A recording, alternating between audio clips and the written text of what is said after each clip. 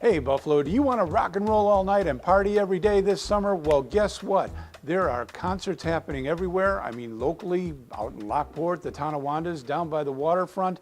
And today we've got a special guest telling us about some of the bigger rock festivals that are happening around the country, maybe even near us. You know him, he's from one of the most famous families in America these days, the Osbournes.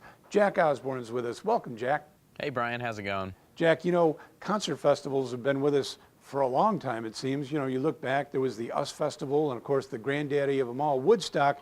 But now they seem to be getting more frequent and even bigger. Why are festivals getting more and more popular these days? I would say festivals are increasing in size. I always think festivals have been, like you say, have been popular, but the size of them and how they're just kind of these growing expanses, I think they're what's kind of appearing to be more popular, is that. Do you think that adds or takes away from the festival going experience? I think it adds to it. I think the festival going experience is more about kind of an overall art experience. You know, now there's art installations and crazy light shows and amazing food and it's really kind of catering to a whole new, you know, type of patron, really. You know, it's like the internet generation is kind of has spoken, and this is what they like. Well, tell me, what changes have you seen in the festivals now from years past? It's becoming a much more enjoyable experience. It used to just be a stage in the middle of a dirt field, and there you go, enjoy. But now it seems like there's a need for a lot more stimulation. People want, you know, they want more visual.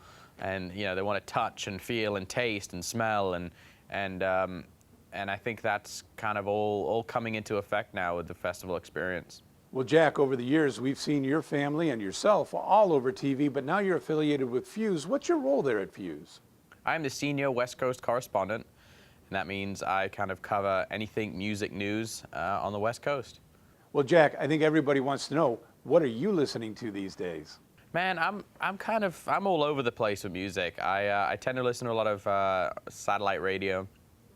So I've been on a heavy kind of 90s grunge phase again for a while. I don't know why, but you know, I really like Monsters and Men and Lumineers and who else? I really got into the Fun record. I know it was like a massive, you know, it's probably too mainstream for some, you know, music journalists to say, but I really got into it.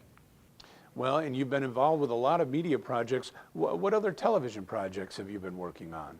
Yeah, I host a show on Sci-Fi called Haunted Highway. It's like a paranormal investigation show. So I do that as well, and I have a TV production company, so I'm producing some shows for other networks as well, so keeping busy.